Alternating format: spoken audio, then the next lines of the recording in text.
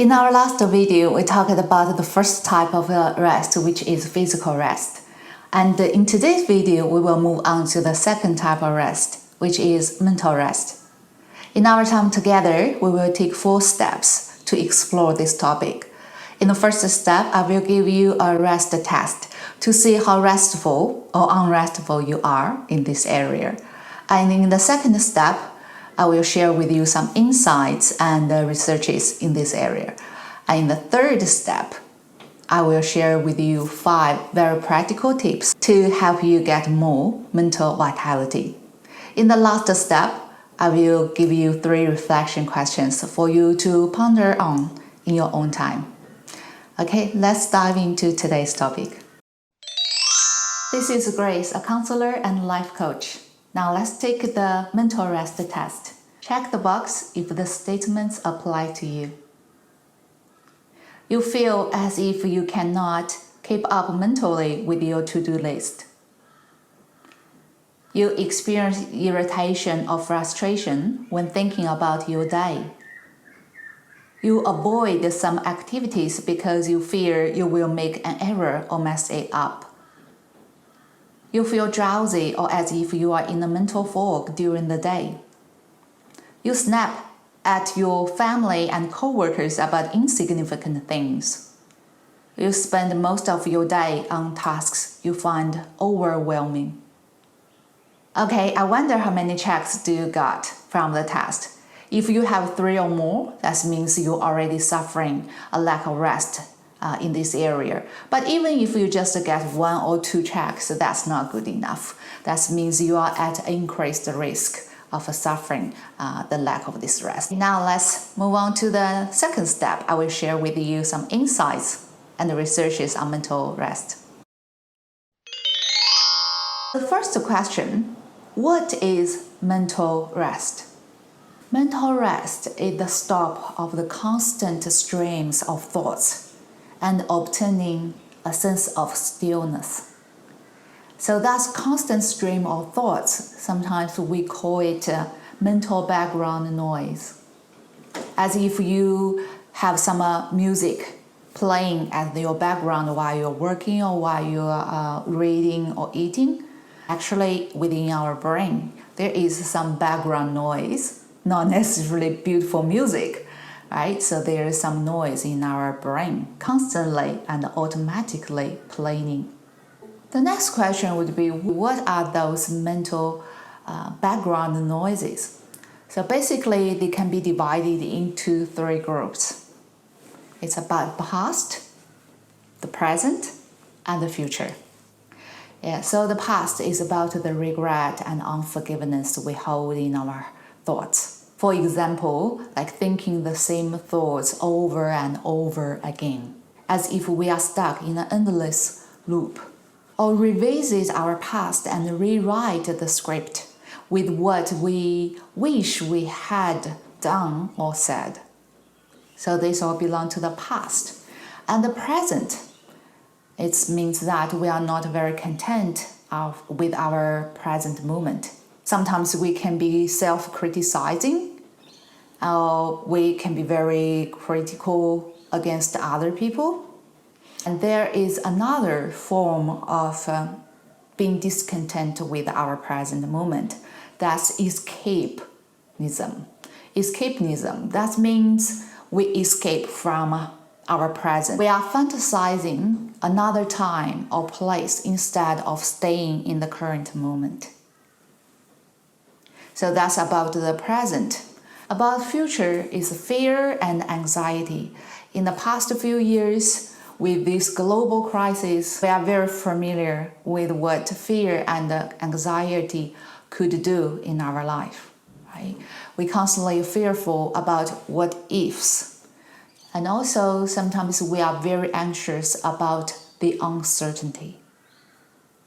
So once again, the mental background noise include the past, the resentment or unforgiveness, the present, discontentment, or the future, anxiety and fear. So the opposite of mental rest is mental fatigue. What brings mental fatigue? If we overuse our brain, that will bring cells exhaustion. Over time, it will bring about this brain fatigue. If I talk about the symptoms of the signs of brain fatigue, you probably will have a better understanding because we all suffer more or less this mental fatigue nowadays. So the symptoms are as below: brain fog, reduced concentration and lack of focus, increased mistake, poor memory recall, or decreased ability to solve problems or get things done. The real danger of this mental fatigue is not that it makes us or makes our life very unproductive, but also if left unchecked, over time it will become worse and finally bring about some mental health issues such as depression and anxiety disorder. So the next question would be then how to fix it, because as we mentioned, probably every one of us has suffered more or less some mental fatigue. The bad news is there is no quick fix for this problem because it's a draining of our reservoir on a daily basis. But the good news is there is a way to fix it. It's not a quick way. It's doable, and that's why I'm going to share with you the 5 practical tips, not only to get the mental rest that we desperately need and deserve, but also to revive and even get better mental vitality. So let's move on to the next step. Tip number 1, time block low-yield activities. Review how you spend your time and evaluate how do you feel mentally after each task.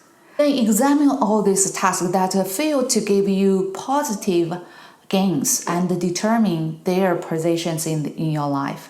And then eliminate those things that really drain you mentally, if you can. Let me share a story with you. So every day, the mom will bought a loaf of bread from the bakery. Is that long one type of thing? And before putting into oven to reheat the bread, she always cut both ends of the bread. And one day, this 5-year-old little girl just asked, "Oh, mommy, why did you need to cut both of ends of the bread every time?" Mom said, that's a good question. I never thought about it because your grandma is always doing that when I was young, so I learned from her. So let's go and ask grandma. So next time when they visited grandma, so she asked it, like, "Mom, why did you cut both ends of the bread every time you reheat it in the oven?"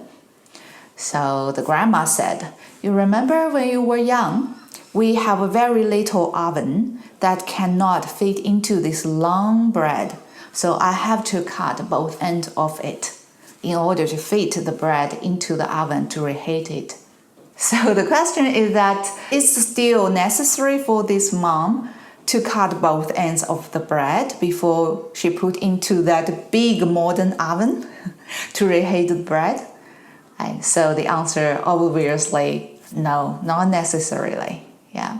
So it's the same with our daily life. Sometimes we begin to do certain thing and we just keep doing it without even thinking about, do I still need to do it?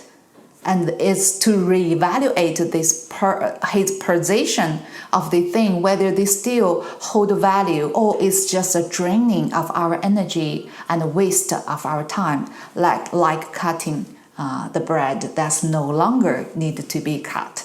If you find that you eliminate all those activities that you find no value in, but what about those that although it's very mentally draining but you have to do it, then you schedule a time block, for example about 30 minutes in one sitting to deal with it. Time block the low yield activities. So means those low productive activities, you just give them a certain time to deal with it. Thus you can restrain all these things instead of spend your time here and there to do these draining activities from time to time, make you really feel frustrated, exhausted. You do it in one sitting. So it's kind of the quarantine, right? Quarantine concept. You quarantine these things that's really annoying to you, but you have to do it, or the things that is not very productive of our life, just quarantine them in one area and deal with them with your full strength. And then all the rest of the area in your life, you can enjoy a flow and enjoy whatever you are doing. It's thus limited our daily exposure to these energy draining activities. Okay, that's the first tip. The second tip, utilize the power of plants. In Revelation 22, verse 2, the last chapter in the Bible, it talks about the leaves of the tree is for the healing of the nations. Plants have been used for medicinal purpose throughout the history. In fact, most of our modern drugs come from some plants, which has been modified enough to secure a patent because non-natural substance can be patented. For example, the pain relieving and anti-inflammatory effects of aspirin actually mimic a chemical compound called salicin that is found in the white willow bark. Generally speaking, plant itself is much safer and powerful to use. Today, I will talk about the two forms of plants that we can use in our mental rest. The first one is herb. Actually, it's a specific type of herb that's called ashwagandha. Ashwagandha is an adaptogenic herb that is found in traditional Indian medicine. So adaptogenic, that means that helps our body to successfully adapt to stress. In fact, ashwagandha has a name that's called the king of adaptogens. You remember the parasympathetic nervous system and the sympathetic nervous system we talked about in physical rest video? And we have this like a seesaw kind of state in our body. In parasympathetic mode, we can relax, we can heal, we can digest. And in the sympathetic mode is our fight or flight or stressful mode. Adaptogen is the substance that can help us to switch from a sympathetic mode to parasympathetic mode. That's also why it's so powerful for us to get that mental rest. Based on peer-reviewed researches and studies, ashwagandha actually achieve this calming result in our body and our brain through three ways. So the first way is that it reduces the cortisol in our body. So cortisol is traditionally called stress hormone. So in order for us to get enough rest, mental rest, we need to control our cortisol level.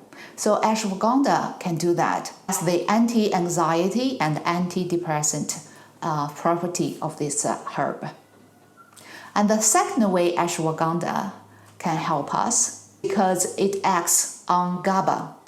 GABA is a neurotransmitter in our brain which helps to calm our nervous system.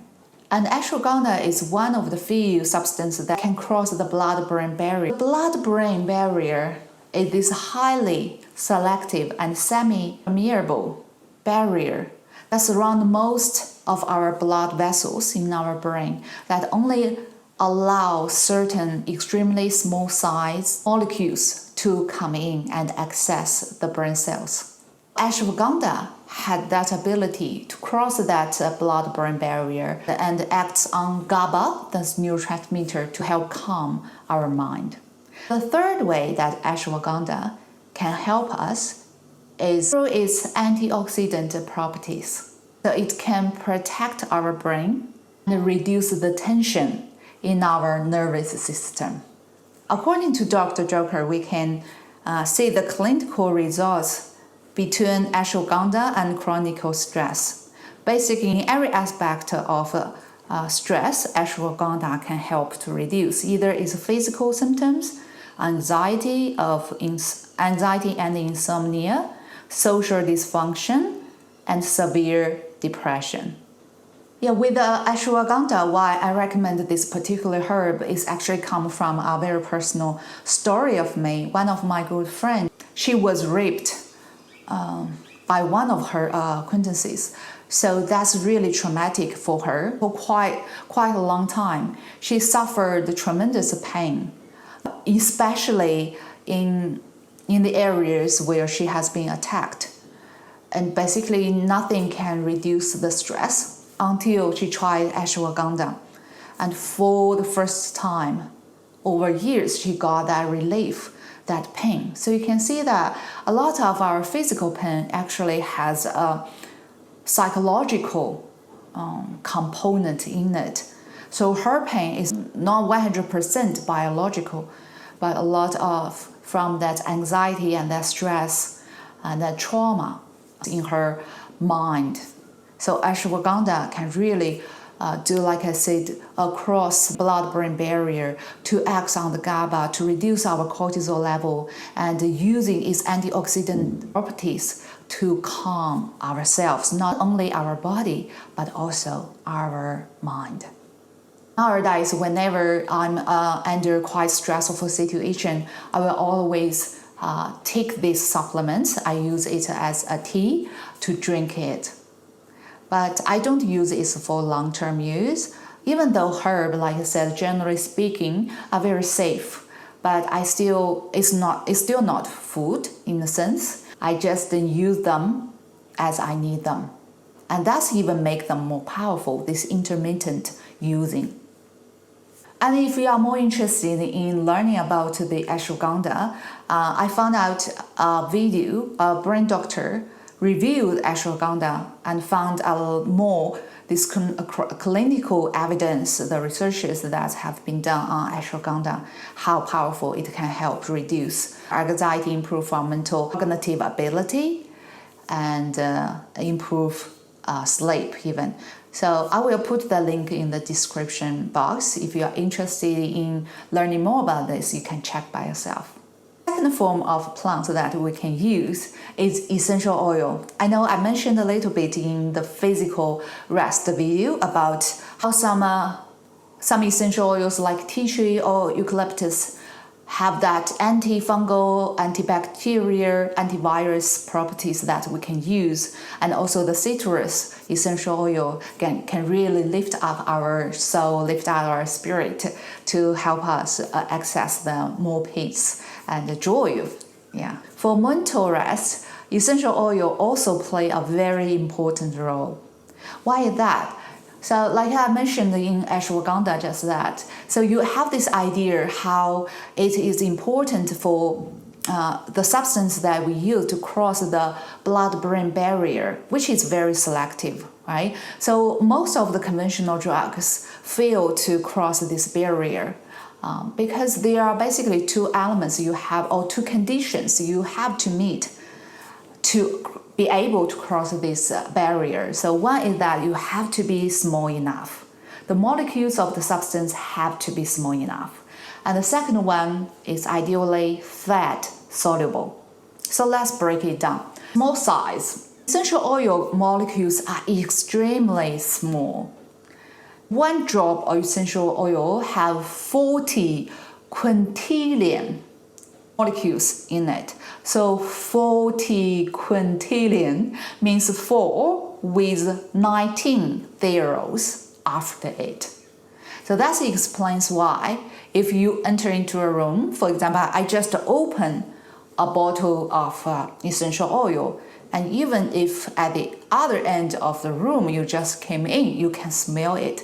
It's because one drop of the essential oil has so many these molecules, they're small molecules, and they are extremely lightweight, so it travels very fast. The second condition for the molecules to cross over the blood-brain barrier effectively is fat soluble.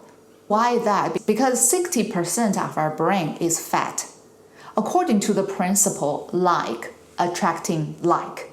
So the fat like fat, and like fat soluble molecules, right? So that's why when you put water and fat together, they do not mix.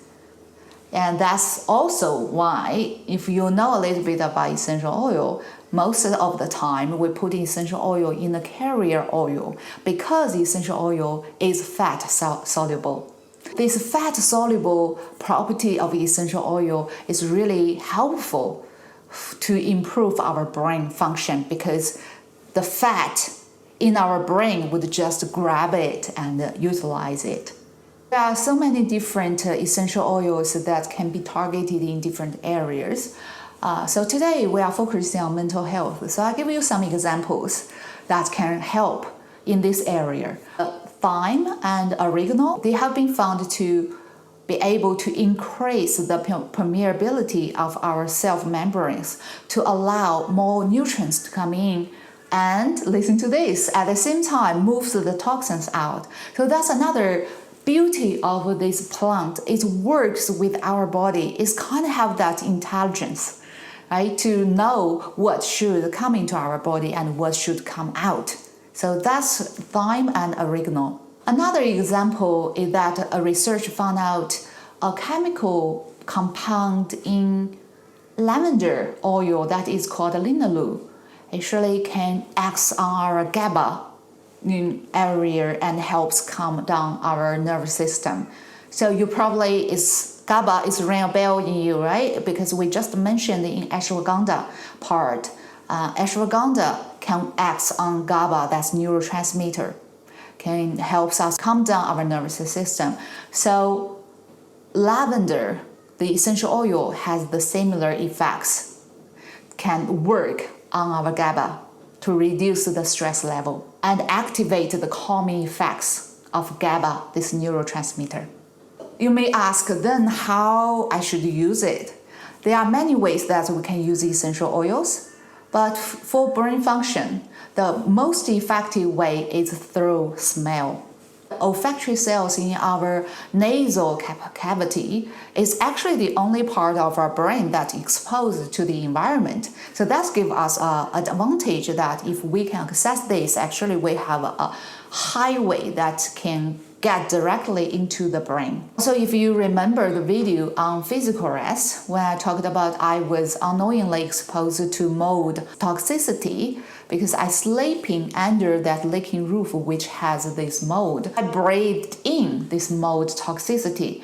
So in that video, I focused mostly on my physical symptom because it's about physical rest, right? So I have rashes all over the place. I didn't mention another huge symptom of that mold toxicity is brain fog. That's another proof of how through smell, either toxin or good things like essential oil can get direct access to our brain. If we use inhalation of essential oil, our brain can access all these potent healing properties of essential oils. Anyway, I will share with you more about essential oil in our sensory rest video in the future. Tip number 3, tap into neuroplasticity. The neuroplasticity is our brain's capacity to rewire itself in response to new experience. Neuroplasticity in itself is not brain change. It's the state or capacity of our brain and nervous system that allow for change to happen.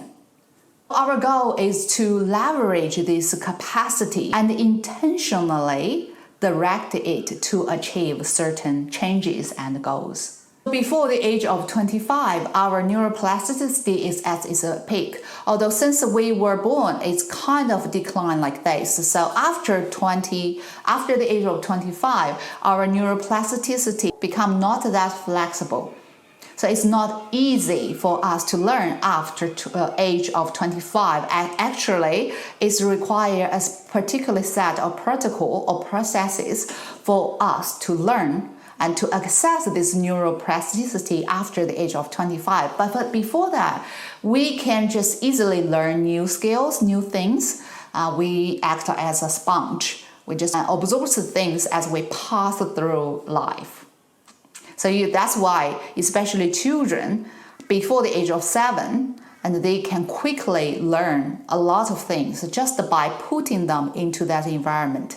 That's because of the power of neuroplasticity.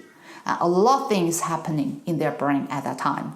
In order to access this neuroplasticity, I want to introduce you an experiment to show how we can access it after the age of 25. There is an experiment that they ask the subjects to put on prism glasses that will alter your vision, your lateral vision. So for example, let me see this. So if you have something just near here, if you see it this like that, but if you put on these prism glasses, in the glasses, you actually see it over there. Can you see? Over there. So when you're trying to reach the objects, because it's actually there, when you're with the glasses, you see it over there. Of course, you reach there and you feel you couldn't get that thing. So that's the prism glasses. It changes your vision. The interesting thing is that for the younger brains, they would quickly adjust their vision and reach the actual object, even through the glasses, within per 1 or 2 days. That's the power of their flexible neuroplasticity. They can quickly adjust their vision and their neural pathways to adapt to the environment. But for those people after age 25 or older folks like us, and the experiment showed that it takes extremely long time for them to adjust the vision to grab the things through their the glasses. And for a lot of them, they couldn't even finish that adaptation, so they couldn't reach there. It's a very interesting experiment to show how neuroplasticity can work. I will share with you the 3 hallmarks of how we can access this neuroplasticity even after age 25. But before that, as a counselor, I couldn't let go of this experiment without thinking from the psychological level. Although this prism glasses thing only happens in this physical realm, but you can see how quickly children, they can adapt to their environment. So in this occasion, that through their glasses, although it's a distorted vision, but they quickly change their brain and adapt it to the environment so they can reach the things in the right spot with this distorted vision. So that shows how children can really fit into their environment, because one thing is their neuroplasticity, another thing is that they have to survive. What do I mean by that? So imagine that instead of missing this target, actually they have to fit into a distorted or dysfunctional family system. Because they are so vulnerable, so little, and so helpless, they couldn't change the outward environment. What they can do, they can only change themselves. So that's the part of that, the survival, when the survival comes into places, and also their powerful neuroplasticity property at a young age, when they come together, is really speed up the children's adaptation to their environment. So if it's a healthy environment like them, they will grow up healthy, in a healthy way. But what if it's not? Right, that dysfunctional family system is all over the place nowadays, and we talk about childhood trauma and generational trauma, and we know that's the vulnerable time for children, because one thing, they are really adaptable with their neuroplasticity, and the things they learned there is really impressible on them. On the other hand, that's totally tied to their survival mode. And they have to learn this adaptation quickly. So when these two forces join together, you can see why people formed this not very healthy or even pathological thinking patterns or behaviors, because of or at least partly because of the childhood trauma and the dysfunction in their original family. Anyway, that's a side note, so no, not come back. Like I said, I will share with you the 3 hallmarks about how we can access this neuroplasticity even after the age of 25. So the first hallmark is that it is better to be related to some motor skill. Motor skill means your movement.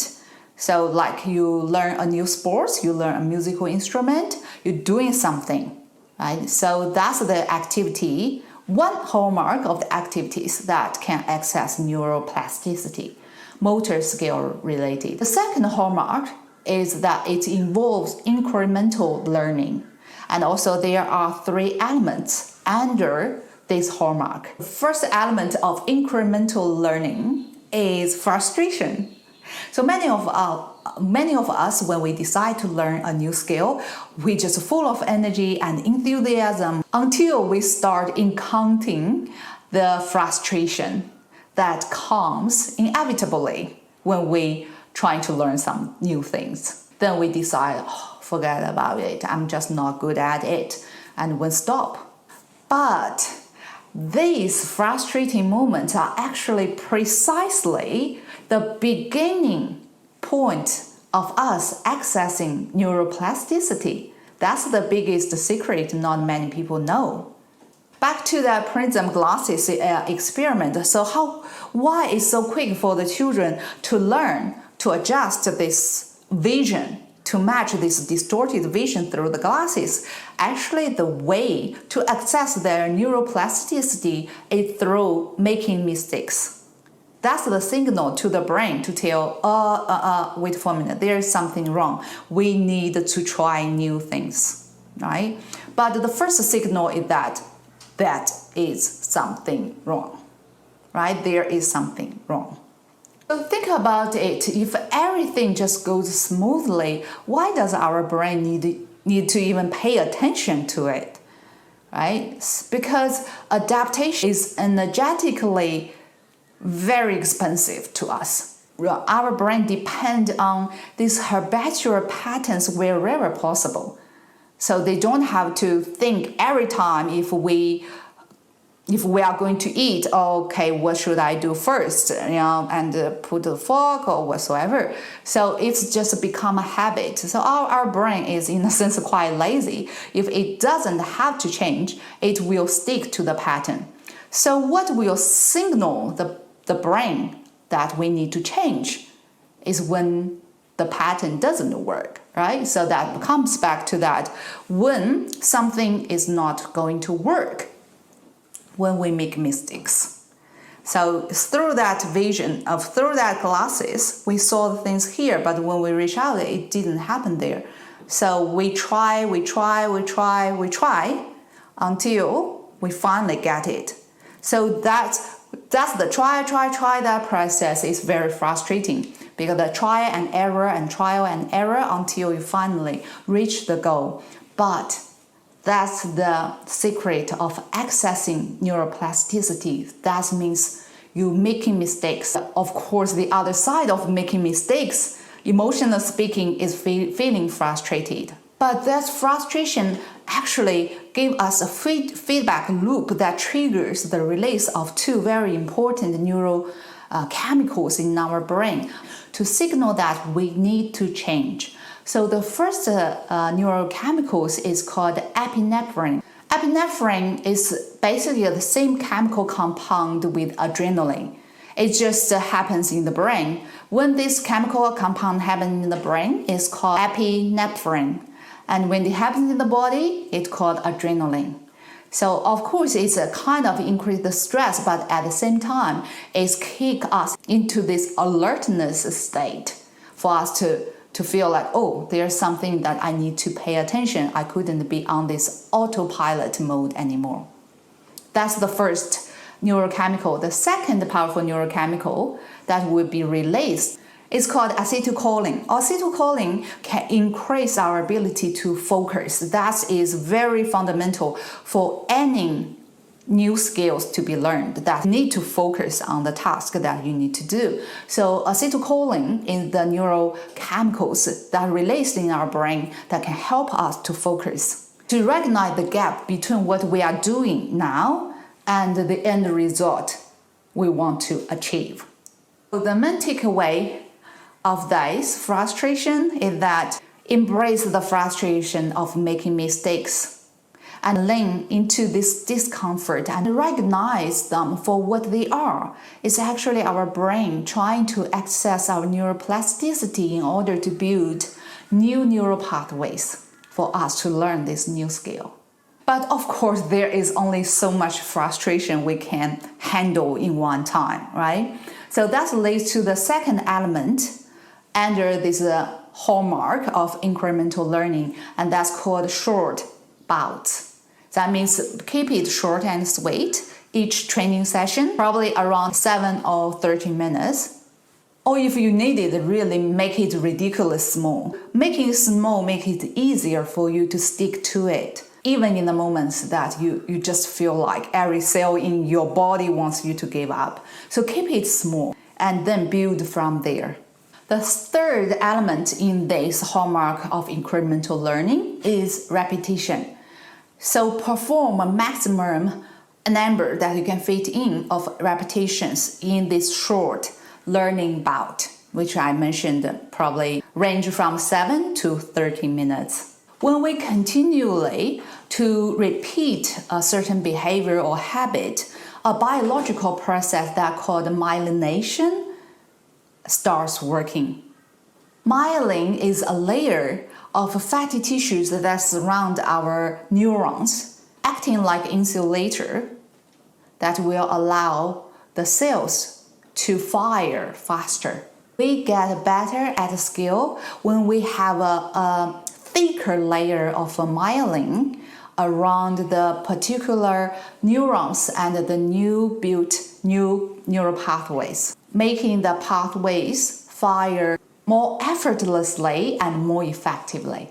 The more we repeat the same action, the thicker the myelin gets, and the better it insulates our nerve fibers, and thus the faster our new movement become. In other words, a thick layer of myelin really helps you to improve and retain the new skills we have learned. That's why simply putting in the reps is one of the most critical elements of cementing a new habit. Repeat, repeat, and repeat. So the takeaway for this is prioritize repetition over perfection. We don't need to have a perfect plan from the very beginning. Our brain will figure out the best way to approach certain things as we go along. We just need to repeat and strengthen the neural pathways and allow the myelination do the work. That's the second hallmark of processes that access neuroplasticity. That's called incremental learning, which include the 3 elements we just mentioned. So do you remember? The first one, frustration. The second one, short learning bout. And the third one, repetition. So let's move on to the third hallmark of processes that access neuroplasticity. That's called motivation. Motivation is the starting point of accessing neuroplasticity. Actually, the very beginning point of accessing our neuroplasticity is even before that frustration kicks in. Because why do you want to get frustrated in the first place, right? Because you want to learn something. But why do you want to learn something new? That means you have to have that motivation. As a counselor, I always tell my clients that awareness is the first step for healing, but also awareness is the first step for accessing neuroplasticity. Why is that? Awareness of the necessity to make a change or learn a new thing, or the desire to learn a new thing, actually send a signal to our frontal lobe. Frontal lobe is the first third part of our brain, and that's the decision-making headquarters of our brain. So when we have that awareness, it actually signals our frontal lobe and to tell all the other parts of the brain that we need to make a change and we need to pay attention. So that's why it's the very first step of even beginning to access this neuroplasticity in our brain. Why motivation is important? Because it's not only the very beginning point of the whole process of accessing neuroplasticity, but also it's the ending point of each short learning bout. Remember the learning bout we just mentioned in the second hallmark, right? Keep it short and sweet each training session. So at the end of each training session, after experience all this frustration, it's actually a good time for us to remember our motivation and to understand why we allow ourselves to go through this really demanding and frustrating process of learning this new thing.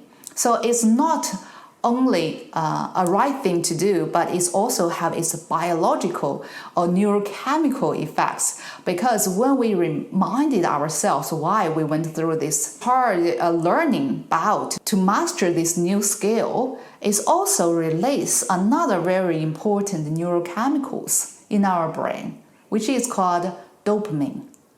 So dopamine is the happy hormone we all know about. A lot of people want to drink alcohol or you even use drugs, or excess sex. It's all because it's dopamine-rich activity. So dopamine is really powerful in the sense that can motivate us to do certain things, right? So that's very important. At the end of each learning bout, we reminded ourselves why I did such thing and give ourselves a pat on the back, right? And we really did a good job. It's not easy to learn new things after the age of 25. So when we do that to ourselves, it's release dopamine in our brain. Dopamine is that motivational molecule that can seal that new pathways we just formed. That's why it's a good ending point of each learning bout. And there is a unique thing about dopamine, is that it can be produced either subjectively or objectively. So in other words, the dopamine can be produced biologically, through, just as I said, like good food or sex or even illegal drugs or drinking of alcohol. But also, dopamine can be produced psychologically by giving yourself a good pat. You're thinking, wow, I really did a good job. And of course, this is not pretending that you did a good job when you didn't. But the matter of fact, you did do well. Like we mentioned, if you really learn something new, you must have gone through a very frustrating learning bout. So when you give yourself that affirmation and that approval and that encouragement, your brain can subjectively release dopamine. And also this can be just as simple as telling yourself. The biggest secret we just learned in our second hallmark is that making mistake actually is a crucial step to learn new things and to improve our neuroplasticity. The main takeaway here is that reframing our frustrating experience of learning new skills as an opportunity to grow itself will release dopamine in our body. That will not only to motivate us to continue on this frustrating journey, but also make our learning more sustainable and also enjoyable.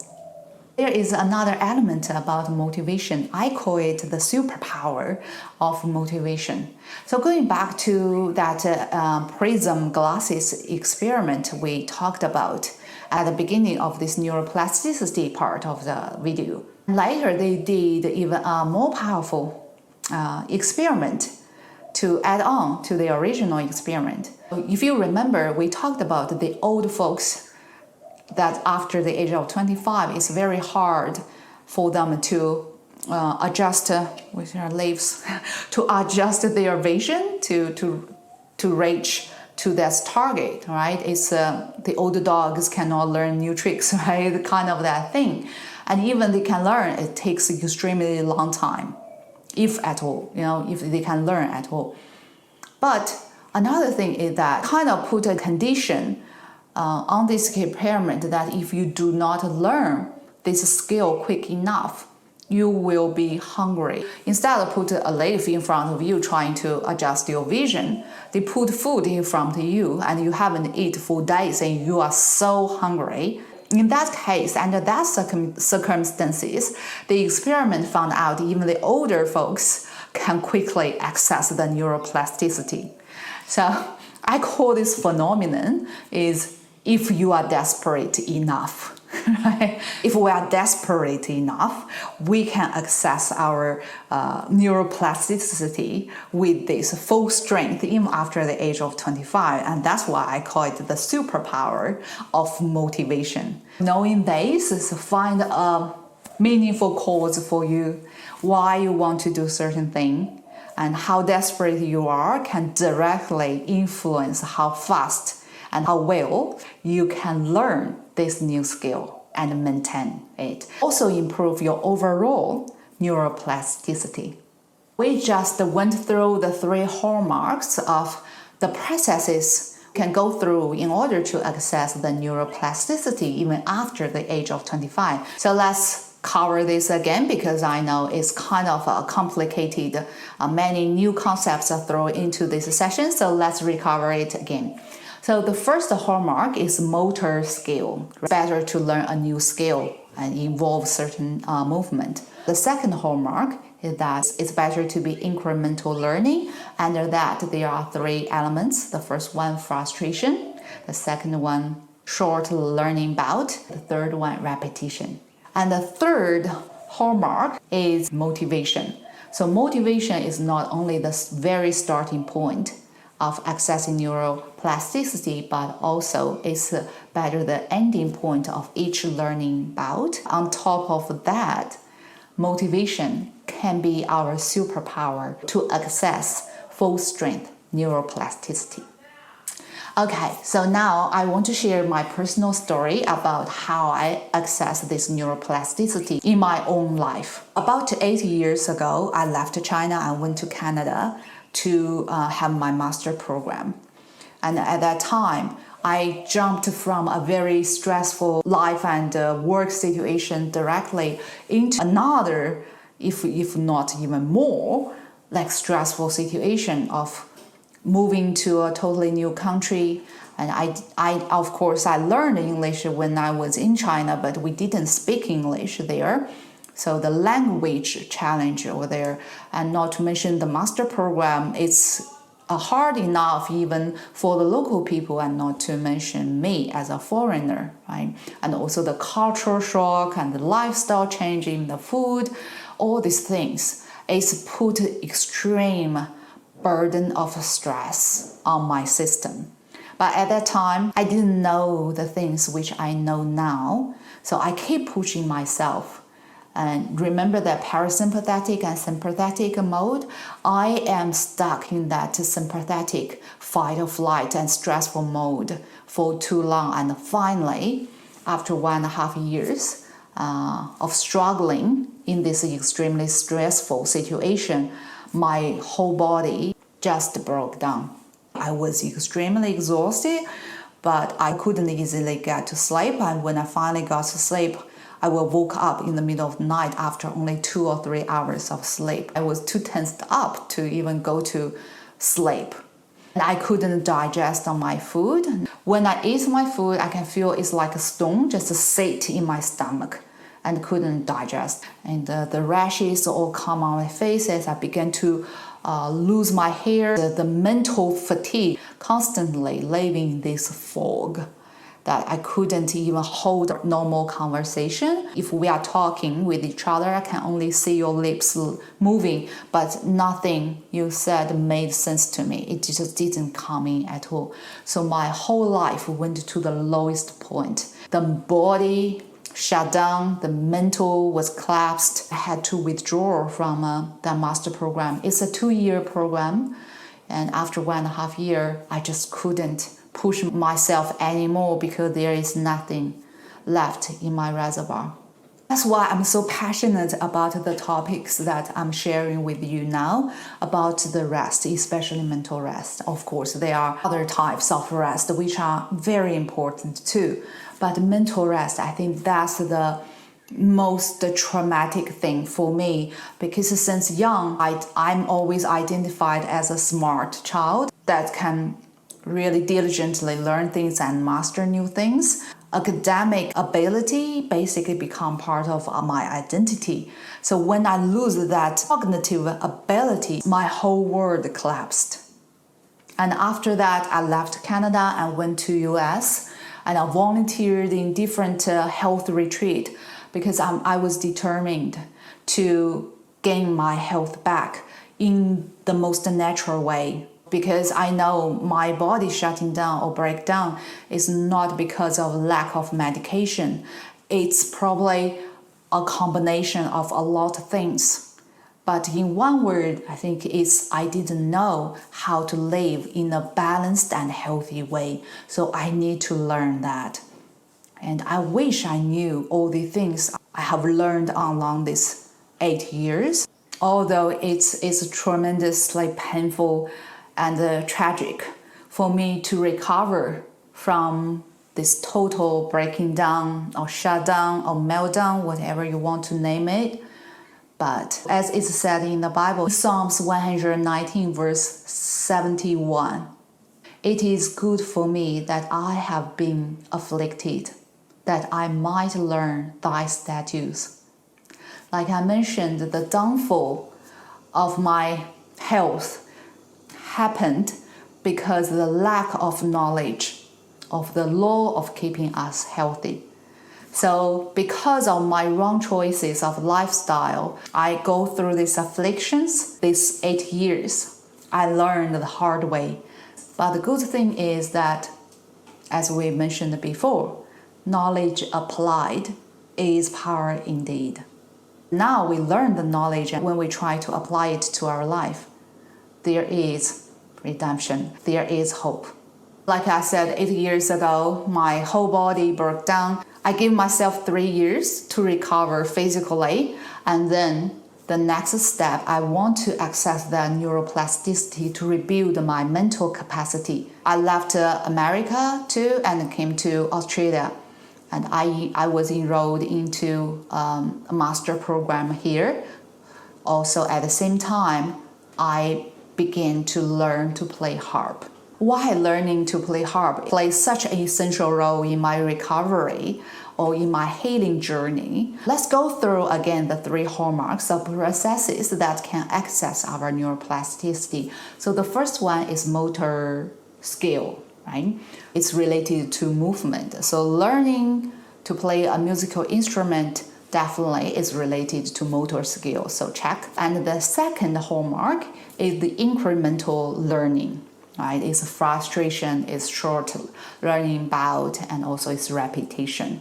So anyone that has learned a musical instrument after age of 25, we know that we have to go through this frustrating process, especially for me. It's in my late 30s when I began to learn harp.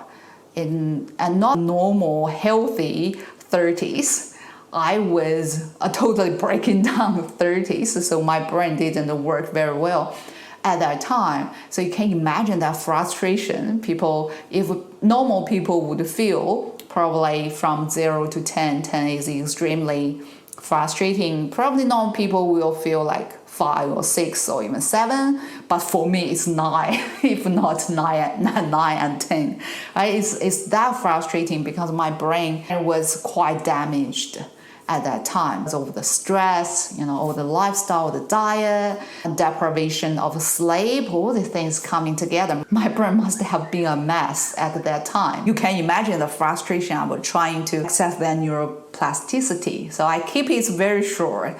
I remember probably only 5 minutes when I began to play harp. Not only because my brain You probably remembered I mentioned in physical rest video that I have a frozen shoulder and a lower back pain. So I really start very, very small. Yeah, and after 5 minutes, my brain stopped working, my shoulders stopped working, my lower back began to yell at me, so I have to stop. So you can see it's very short, but there I just keep repeating, and this 5 minutes later, and maybe 2 or 3 hours later, I will come back and do it another 5 minutes. So that's the second hallmark, incremental learning, right? So the third hallmark is motivation. So motivation is our starting point, right? Why we want to do that, right? It's also the ending point every time. After that's a frustrating 5 minutes, I will just give myself a pat and say you did extremely good, right? Even though it's basically nothing in other people's eyes. Yeah, you just plug straight there for 5 minutes. But I know these principles, so yeah, just encourage yourself. These small steps is very important, and just hang on there. So repeat. The third element of motivation, like I mentioned, is could be our superpower. And the question is, are we desperate enough? Like I mentioned, I'm always proud of my brain or mental capacity. So when it's reduced to not even able to hold a normal conversation, it's really a humiliating, very humbling experience for me. So when you ask me, am I desperate enough to recover my mental capacity? Yeah. The answer is 100%. I'm so desperate. I will do anything to regain my mental power back. You can see learning a harp for me is basically every hallmark and every elements under these hallmarks has been checked. So that's my highway to access my neuroplasticity even in my late 30s. You may be curious because many people ask me, then why do you choose harp? So at that time when my health was totally broken down, I began to go to church and I start to read the Bible. Bible has a lot of amazing stories. One of them is about King Saul and King David. King Saul was the first king of Israel. David was the second king that after King Saul. So of course, when Saul was the king, David was just a very young boy. He was a shepherd. So because of his extremely rebellious and self-centered and selfish behaviors, as a counselor, I can see that King Saul probably has some narcissistic personality traits, if not full-blown narcissistic personality disorder. But anyway, so because of his rebellion and God gave him chance after chance, he didn't repent and continue to sin against God and sin against Israel. So God finally told King Saul through a prophet that he will take his kingdom away from him and give someone that is worthy to be the king. King Saul's mental health just went downhill very quickly. He was tormented mentally. Nothing else can help. Until one of his officers said, why don't we just find some skilled musician to play music for you, my king? So I was thinking probably at that time people already had some knowledge of music therapy, right? And then they find David, which is a very skilled harpist. He was quickly summoned into the palace to play harp in front of King Saul. When he had this extreme pain and headache and feel like the head is going to explode, this torment in him. And only harp, the healing sound of harp, can make him calm. And the pain was gone. When I read this, I just, wow, it's so powerful. It's really powerful because I knew the way to access the neuroplasticity to learn something new. Of course, learning a musical instrument is one of the choices we can make. But once again, the question, why harp? Because when I was 16, I read the first book about psychology, and I knew that that's my passion. So I'm always passionate about psychology or mental health. And so when I learned, a musical instrument can really help release these mental health symptoms and probably have that powerful healing property. Wow, that's talk about motivation, right? So you combine these two things, that's really motivates me. So that's why I choose harp. And by my personal experience, I think harp is really incredible healing tool that anyone can use. If I have time, normally I will divide my harp practice into 2 sessions. So one would be in the morning that I go through that learning bout, that frustrating experience to learn a new song, because I memorize my song. So in the evening, I can just sit down and play my harp and use that muscle memory to just enjoy the music. And for quite a while, I remember that I cried every time I play harp. It's just something that touched my heart. I don't know, it's that healing process, that's the unresolved trauma, unresolved wounds in my soul, that is really the music like a healing wave that just travels through my whole body and my soul and my spirit, probably to cleanse and to heal all those wounds. It's just tears and cry, and whenever that happened, I just said a short prayer. I just said, Lord, God, I give it to you, no matter what it was, no matter what the hurt is, what the wound is, I give it to you. Please heal me and make me whole. I couldn't remember when it stopped. I no longer cried over my harp. I'm so joyful whenever I play the harp, and it's still that vibration from the harp that reach the deepest corner of my body. It's interesting because it happened when I first began to go to church. The church I went, they are very traditional type of church, so they play these old hymns. Wow, for a while, I just cried. Whenever I hear the hymns, I cry. Unfortunately, at that time, I stopped putting any makeup on me. So otherwise, every time I would become a panda, after the church service, because so much tears, coming out. And I just love that hymns. It's so healing too. So when I first began to play harp, I played a lot of hymns. So I don't know, it's the hymn or it's the healing sound of harp that really brings all these tears out and the healing powers. I don't know, probably maybe both. Yeah, but the most important thing is that I get healing. And also I get neuroplasticity. I get my mental power back. So now 8 years later, not only that my physical and mental health is much better, but also I teach harp. And I wanted to help other people to be able to use this fantastic tool to access their healing. And also for those who do not have the opportunity to learn harp, I also have my harp YouTube channel. When I have time, I will record a new song that I learned on the harp and put on my YouTube channel. So if you are interested, I will put the link of my YouTube channel down in the description box, so you can check for yourself. And hopefully that will bring you some healing and some peace.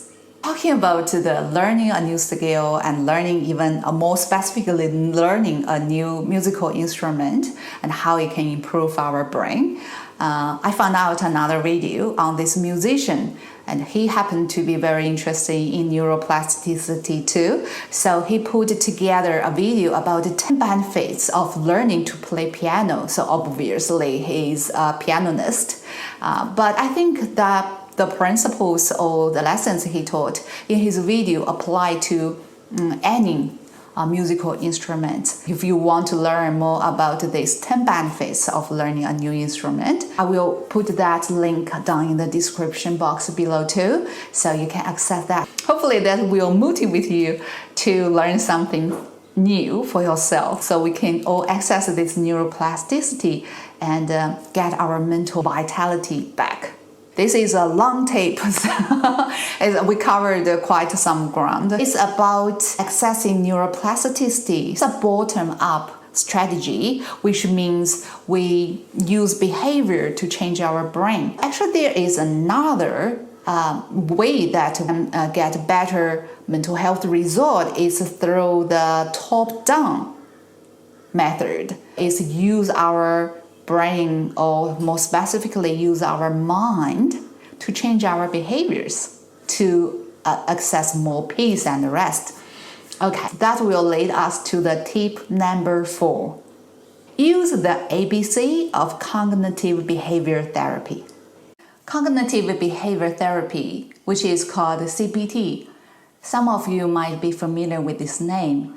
So C stands for cognitive, B stands for behavior. This therapy focuses on changing our thoughts and our behaviors. Today, I'm going to share with you the ABC of CBT. So with this simple principle of CBT, you can use it to improve your mental health and the quality of your life too. What is ABC? A stands for activating events, or we can call it like trigger. Something happened that triggers us. And B, I will leave that for now and for you to guess. Okay, C stands for consequence. Consequence here includes 2 things. One is our emotions, and then another is our behaviors. So from A to C, that's how normally we would think, right? Something happened, activating event, something happened, triggers us, and then C, the consequence, emotions and behavior. We have certain emotions, and then that leads us to do certain things. So that's A to C. But actually there is a middle link between A and C. That is B. Can you have a guess what B stands for? I'll give you a hint. We mentioned how we can access our neuroplasticity through overcoming or sticking to our frustration, right? For example, I'm learning harp. At the beginning, it's very frustrating. So that's the activating events, right? That's the trigger. Very hard to learn. Challenge my brain to step into this new realm to learn new things. 2 neurochemicals were released. One is epinephrine and the other is acetylcholine. And 2 neurochemicals, they are essential for us to learn new things. But the thing is that it can lead to frustration, right? So that's our C. The first C is the emotions. We feel very frustrated. And then behavior. Then what we can do with this frustration? A lot of us just give up, right? We already mentioned, oh, it's too frustrating, too difficult, it's not for me, it's just not worth it, I'm not good at it, all the things, right? Then we give up. Remember the 3rd neurochemical I mentioned in motivation, right? That's dopamine. So if we think, oh, frustration, wonderful, because that means I already began to tap into this neuroplasticity. That's why I feel frustrated, because the neurochemical were released, and that's really good sign. What our emotions would be if we think that? Well, our emotions is like, yes, I will do this. I have what it takes. I will power through this. What our behaviors would be? Our behavior would be we stick to it. Remember that frustration, short learning bout, and repetition. So we stick with it until we overcome that initial frustration and focus and enter into this neuroplasticity state to learn this new skill. And also because of the thoughts or understanding we have about this frustration, that helps to release more dopamine at the end of the learning process and even cement more of this learning bout and cement more about the new skills and the new neural pathway we just created. Did you guess what the B stands for? A is the same thing for this two scenario. It's all learning a very difficult and new skill. But the emotions and the behavior are very different. So in first scenario, our emotion is so frustrating and it's too difficult, and our behavior is that now it's not for me, I give up. But the second scenario, remember, it's the same A, right? The second scenario, the C, the emotions is like, oh, I'm so motivated, right? With this dopamine, I know the frustration actually is a good sign. It's signaling that I'm entering this neuroplasticity. So with that motivation, you release more dopamine. Your emotions would be, yes, sign me in. I'm up for it. I have what it takes. So you are ready for this challenge. And your behaviors would be, you stick with it, you power through this learning bout. What makes this difference? That puts our normal thinking into question, right? It's the same A, but we do not have the same C. So that means the middle B plays a very important role. Have you got the answer? Yes, B stands for belief and self-talks. So you can see it's actually our belief about this trigger or activating event that will make a different C, sometimes totally different C. I will give you two more examples to illustrate this ABC principle. One day, Lisa walked on the road and saw her friend Amanda come across. And she just so excited. She said, "Oh, Amanda, nice to meet you." But Amanda just ignored her and passed without saying anything. So that's A. That's the activating event, the trigger. What's the B for Lisa at that moment? Lisa would think, oh, what's wrong with her? Why did she ignore me like that? Oh, that's so rude. What did I do to her that deserved this? Oh, wow, I thought she's my good friend. I'm totally wrong, right? So that's her B. Then what's her C? Her emotions. After having that kind of thoughts, what her emotions would be? Probably very angry, feel hurt, and probably be sad or disappointed too, right? So what her behavior would be like in the future? She probably would pretend that she doesn't know Amanda when she meets her again in the future. Or she just begin to withdraw herself from Amanda. So that's the A, B, C for Lisa. Let's do this ABC analysis for Mary. Mary one day on the street and saw her friend Amanda, and she's so excited. Ah, Amanda, nice to meet you. And Amanda just ignored her and passed her. So that's the A, the same A as Lisa had. What's Mary's B? Mary would think, oh, no, what happened? What happened to Amanda? It's not like her. You know, I know her for so many years. She's such a happy person, and I know that we are good friends. But why did she ignore me? Oh, I remember she mentioned not a long time ago that her mom was ill, and I did feel like she's very occupied by something, and I hope that her mom is okay, and I hope everything is okay with her. No, that's her thoughts. That's Mary's thought. That's Mary's B. So with that kind of B, what Mary's C would be like? So her emotions. She would probably a little bit worried about Amanda and feel like she wanted to reach out to her, she wanted to help her, or empathetic, or at least curious about what happened to Amanda, right? So what's her behaviors? What's Mary's behaviors? Mary's probably would choose to either send a message afterwards or trying to call Amanda or write email, to just let her know, today I saw you on the street, but you probably didn't see me. I called you and I saw you were very occupied. I'm a little bit worried about you. So is everything okay with you? What kind of result would come from that? So Amanda would write back, said, "Oh, I'm so sorry. Yeah, I didn't even notice you were there. Oh, I'm so sorry. I'm so glad you asked, because it's not that I intentionally ignore you. Yeah, you're right. It's because my mom, I told you, about several weeks ago, my mom was very ill and she's not getting better. So I'm really, really concerned.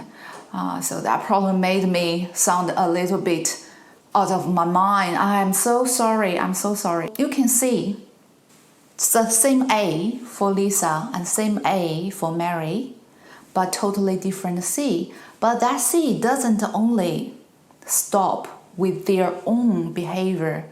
It actually has a ripple effects that affect their relationship with other people. Right? Because Lisa began to withdraw herself, began to build up walls in order to protect herself. So she will have less and less people around her and fewer friends that she feels she can connect to. It's all because of her beliefs and thoughts. The same A with Mary, who has quite a secure attachment style, which if you are not familiar with attachment style, I just briefly touch it here. Normally, there are 4 types of attachment styles which were formed when we were young between us and our primary caregiver. One is secure attachment, a second is anxious attachment style, and third is avoidant attachment style, and the fourth one is disorganized attachment style. Like we mentioned in the neuroplasticity, that prism glasses experiment, I touched a little bit on how when we were young, because we are so vulnerable and our survival totally depends on other people, and also we are extremely flexible in our neuroplasticity, we can adapt to any environment. If that environment is dysfunctional, that probably could lead to this anxious or avoidant attachment style that will influence all the rest of our life, in the sense that how we relate ourselves to other people, how we show up in our relationships. In this case, Lisa probably have a avoidant attachment style, whereas Mary probably have a secure attachment style because of their own set of beliefs, which was set in stone when they were young, and it's already become unconscious. When I work with my clients in my counseling sessions, if I use CBT, most of the time we will try to identify the unhealthy beliefs and self-talks they constantly. Remember, we talked about the mental background noise, about the past, about the present, and about the future. That's also our B, right? Our unhealthy beliefs that no longer serve us. Once again, as I mentioned, awareness is the first step for healing. Awareness of our mental background noise, awareness of these B's, these wrong beliefs we hold for ourselves and for other people, for the world in general. Yeah, be aware of them, and then we can begin to change them. All right, I'll give you another example. It's still Lisa and Mary. One day, Lisa got a phone call from her husband. Her husband said, "Oh, darling, I'm so sorry I couldn't come home for dinner tonight. Because there's so much work in the office, I have to stay up late and finish it. So don't wait for me and have your dinner with the kids. I don't know when I'm going to be home, but see you soon." So he hung up. That's the A, right? That's activating event. So what's the B of Lisa? Knowing Lisa have this avoidant or anxious attachment style, so her base would be, "Oh, no, this is already the 3rd time of this week that he called that he couldn't come home for dinner. He must have an affair with one of the ladies in the office." That's her thoughts. So what are her emotions? Probably feel angry, feel hurt, feel betrayed, I feel revengeful, resentful. What her behavior would be? Right? She probably will drop everything and went to the office to confront him and found out actually there was nothing going on like she imagined. If she stayed, she chose not to confront. She was so angry at home and probably not very patient or loving toward the children either. And when the husband came back home, she probably will again use the silent treatment and withdraw from him, right? So that's Lisa's ABC. Let's see Mary's ABC in this scenario. When Mary's husband called her and said, "Oh, darling, I'm so sorry I couldn't come home for dinner because there's too much work at the office. I need to finish it." So what's Mary's B? Mary think, "Oh no, this is the third time in this week that he couldn't come back home for dinner. Oh, what a wonderful husband I have. He worked so hard to provide for me and the kids so that we can afford such a good living. I'm so lucky to have him." So that's her thoughts. So what Mary's C? So Mary's emotions. Like mentioned, she probably feel very grateful and feel so loved and protected and provided. Feel that she want to reach out to him, right? What would Mary's behaviors look like?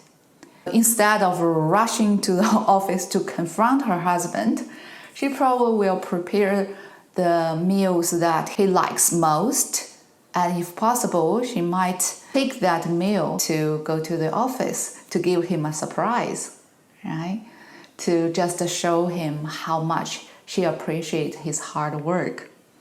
Or if, like Lisa, if she didn't choose to go to the office, she may stay at home, be more patient, loving toward the children, and with all this gratitude and love in her heart, and prepare all the good meals for the husband, and then put the kids to bed after dinner, and then wait for her husband to come home, and so to serve him the best dinner ever. So once again, it's the same A, but totally different C.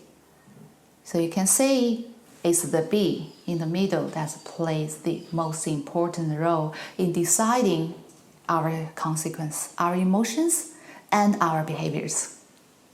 They have that B not out of blue, not out of accident. It's all come from their childhood experience, growing up. So what happened to Lisa? When Lisa was young, her father chose to run away with another lady and abandoned her and her younger brother and her mom.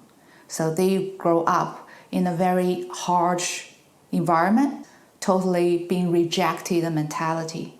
No wonder when Amanda didn't say hi back to her, that triggers her massive rejection issues, right? So she took it personally.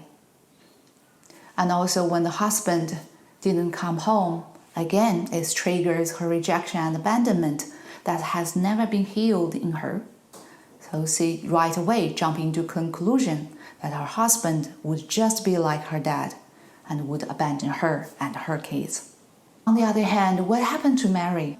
Mary grew up in a loving family, and her father did everything he could, worked so hard to provide for her and for her sister.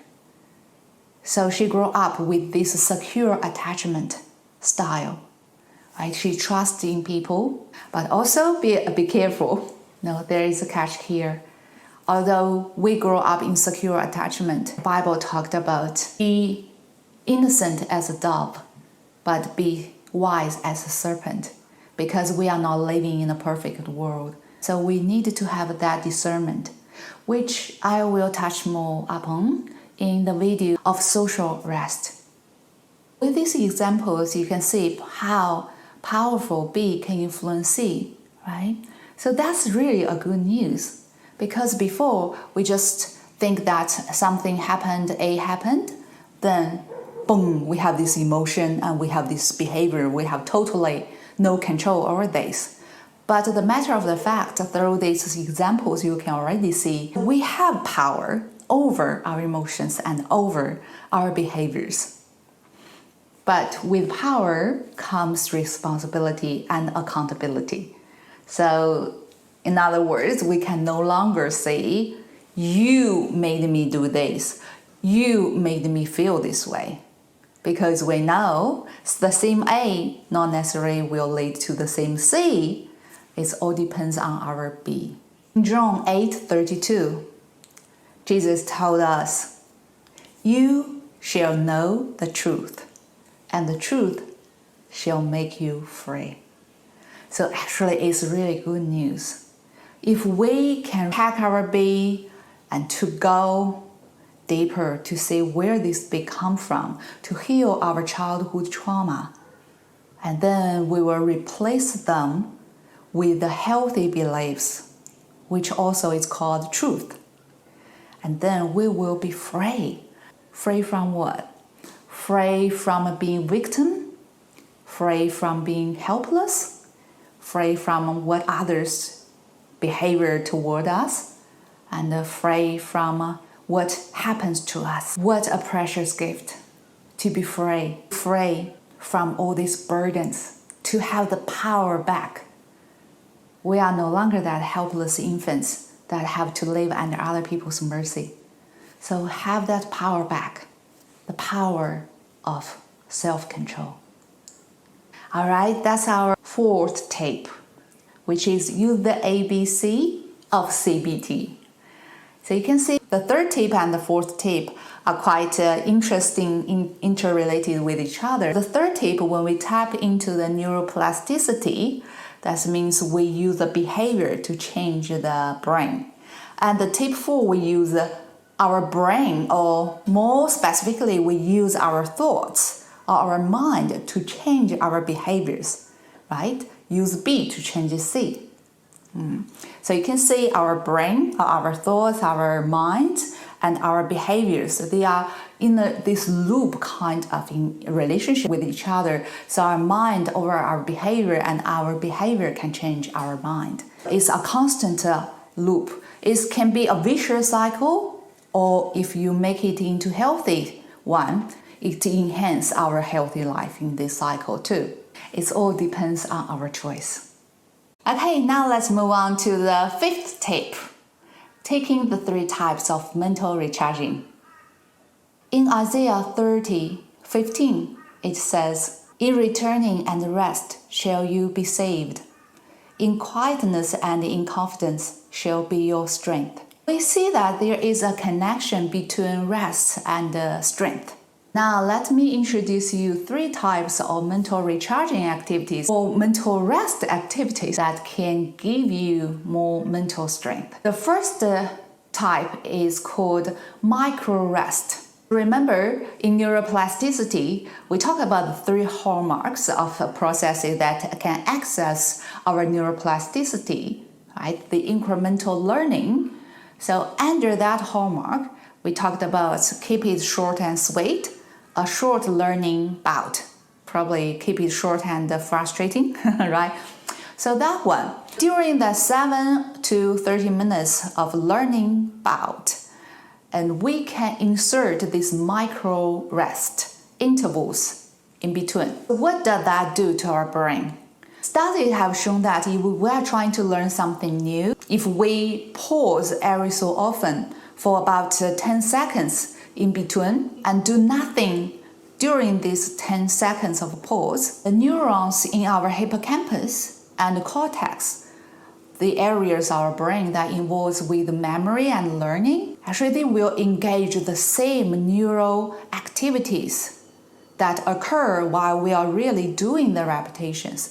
But that learning, that automatic repetition during these 10 seconds is 10 times faster than when we are actually doing these things.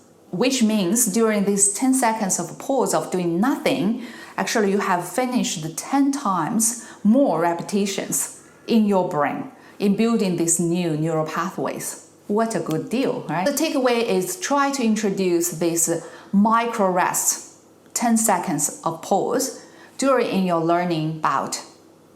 So your question might be, then how often should I do this pause? Approximately 1 pause per every 2 minutes. That means about every 2 minutes, you can pause for 10 seconds. Actually, it's better to be a little bit random. So just have a sense about 2 or 3 minutes, stop, just 10 seconds doing nothing. Allow the brain to finish that 10 times more repetition by itself.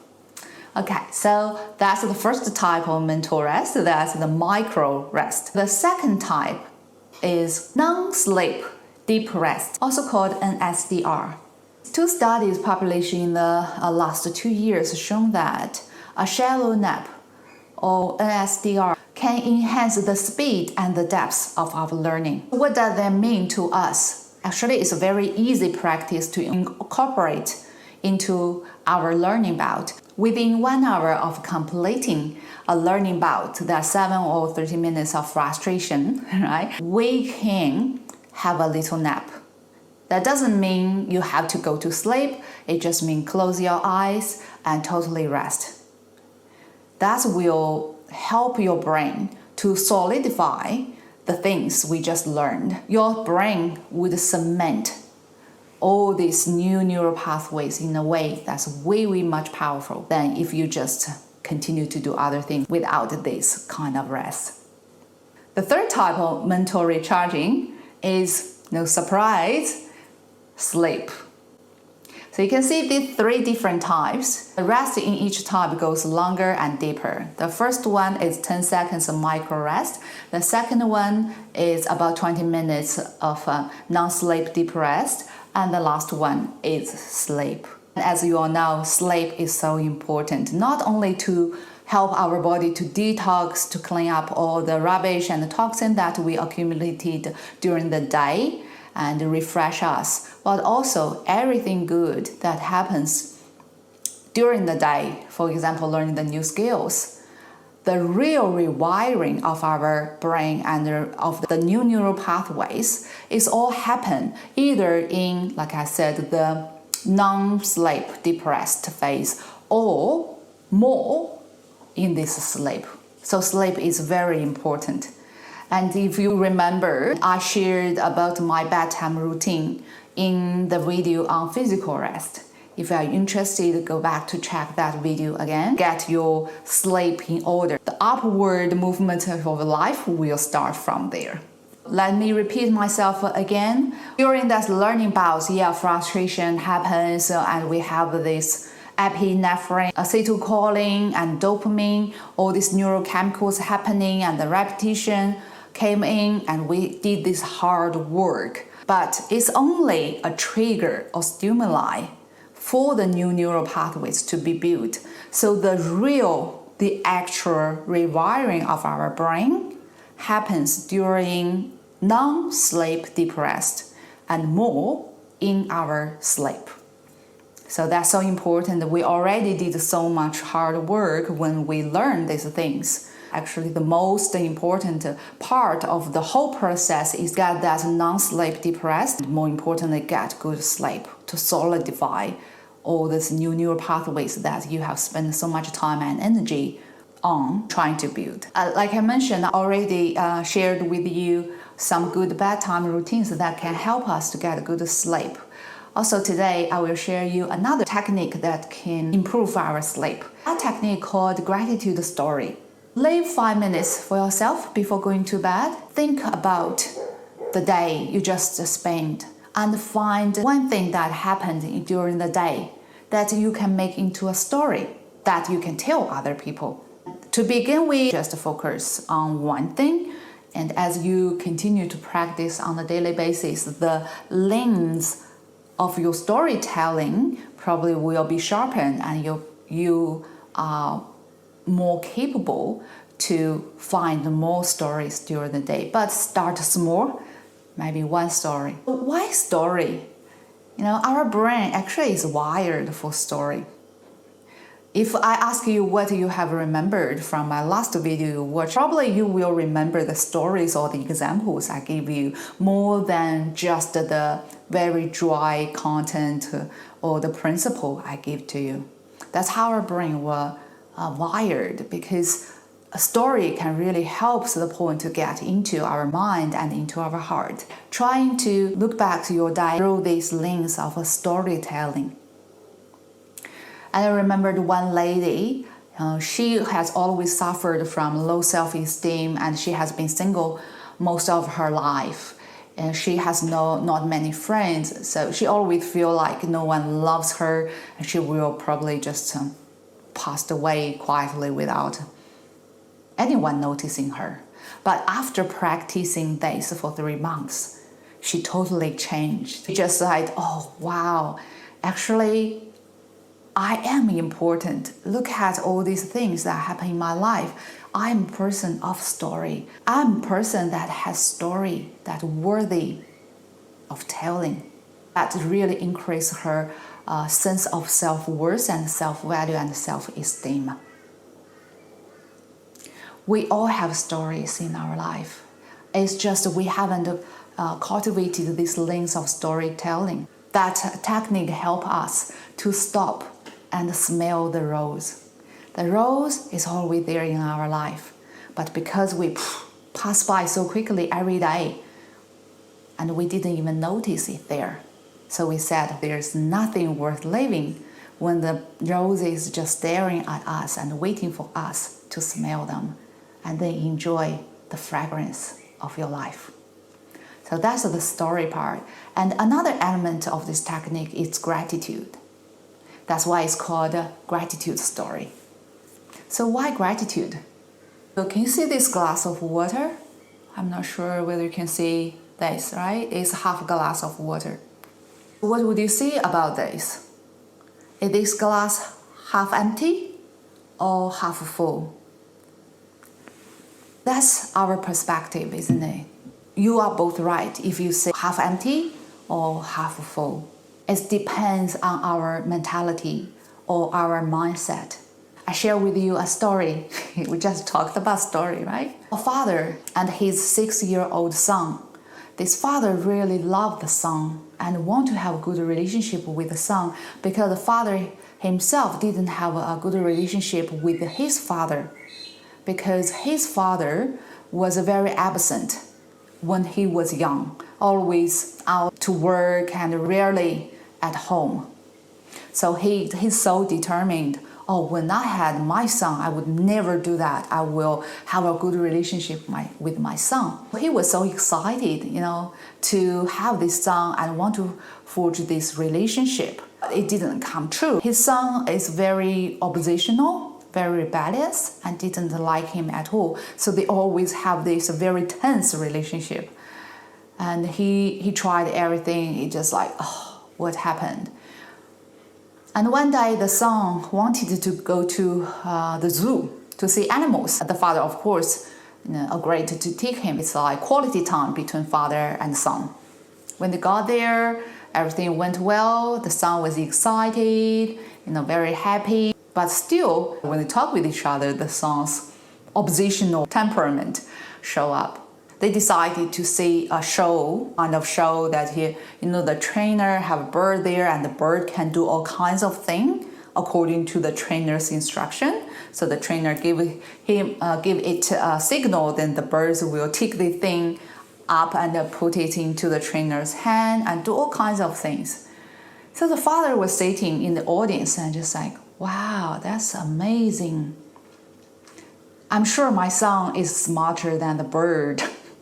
But why is that my son couldn't be as obedient as the bird to do the things I asked him to do? Instead, he constantly fight against me. Why that? So the father decided to talk with the trainer after the show.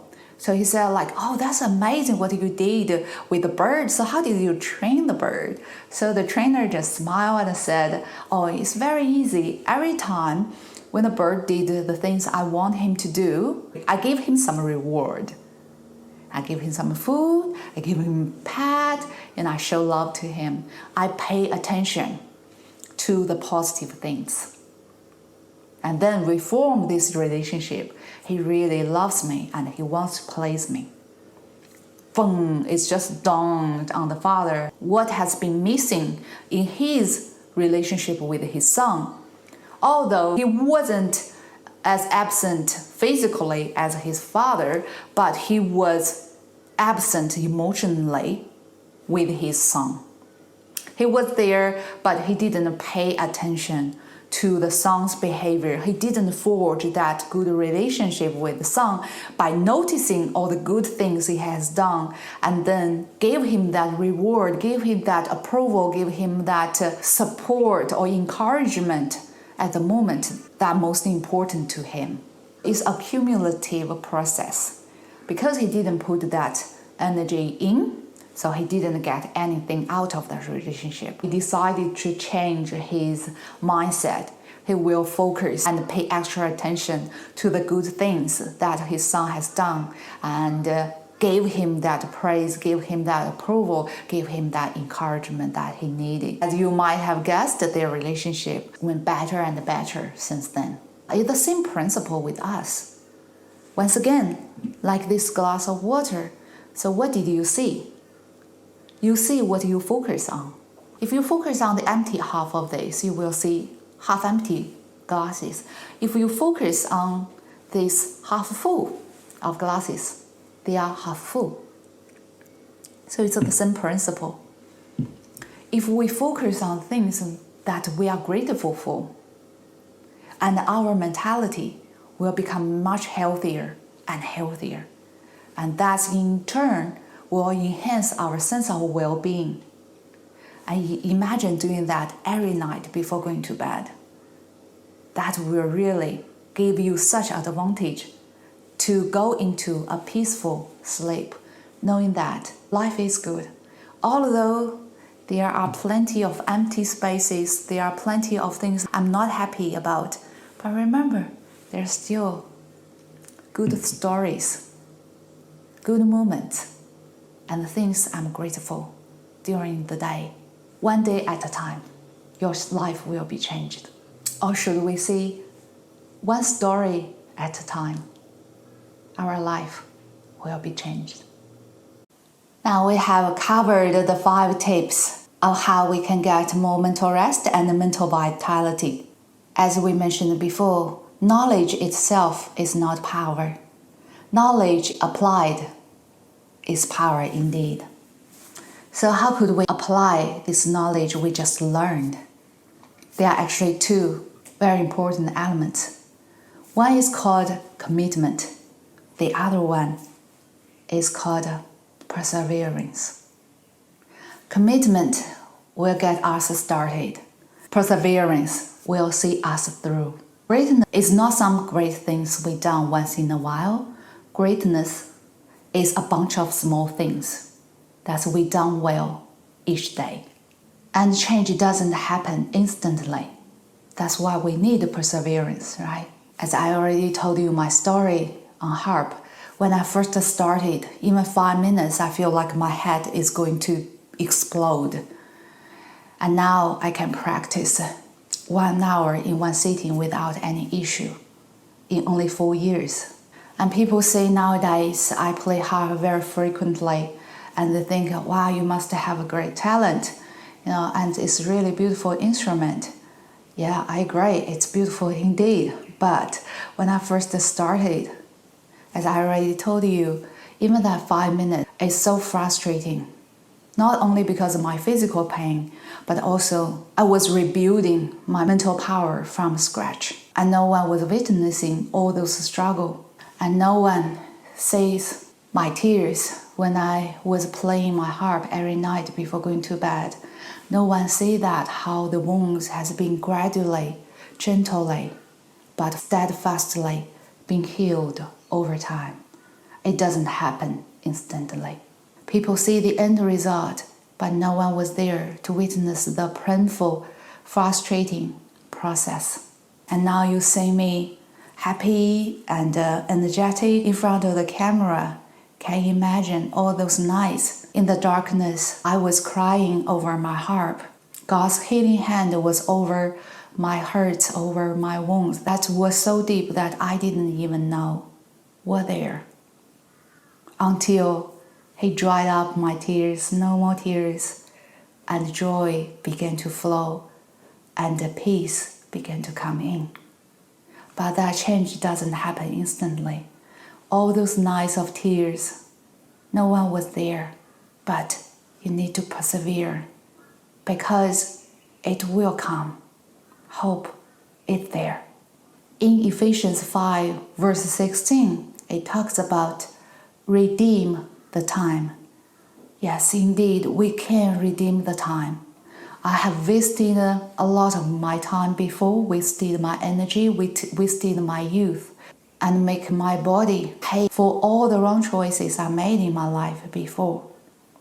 But there is redemption. We can redeem the time. And that's why we are trying to learning these principles together and trying to apply this knowledge into our life so we can rebuild our mental power, our physical power, our social power, our spiritual power, and regain that power back. Now I'm in my 40s. To be honest, my health in every level is even better than the health I had in my 20s. That's the power of knowledge applied. And the master program I had to withdraw 6 years ago because of the breaking down of my physical health and mental health, I already finished it 3 years ago. The harp, when I pick it up just for my own healing, now not only that I teach harp, but also I have my harp YouTube channel in the hope that that healing sound might bring peace to many more people. As I mentioned in the Psalms, it talked about it's good for me to be afflicted so that I will know thy statutes. Yeah, I have fallen down very hard, down onto the ground. But then I learned all these principles, all the laws of life, all the laws of health. I stand up again, knowing where I stand now. Failure doesn't happen when we fall down. It happens when we choose not to stand up again. I hope my personal story, the principles, the tips I share with you today would be a motivation for you to stand up and move forward. So choose your action and stick to it. Commitment and perseverance. You will see your life changed. Now let's move on to the next step, where I'm going to give you 3 reflection questions for you to ponder upon. Reflection question number 1. Nowadays, social media is saturated in activity. Knowing this, how does your online time affect your sense of rest? Are you willing to make necessary changes to limit your access to this negativity, such as unfollow those negative pages or people that pollute your thoughts? The second reflection question. Grab a piece of paper and write down 3 thoughts that you carry unnecessarily. Then ask yourself, why do you think you are carrying this baggage? And what needs to happen for you to release it? And the third reflection question is this. It was said if our mind can deplete our body, then the renewal of our mind can physically strengthen our body. Do you agree with it or not? If you like, leave your reflections down in the comments below and let's learn from each other and grow together. Today we really cover a lot in this video in regards to mental health, mental rest, and mental vitality. Hopefully that will motivate you and encourage you to take on this new journey to regain your mental power back. So next video we will move on to emotional rest. So I will see you there.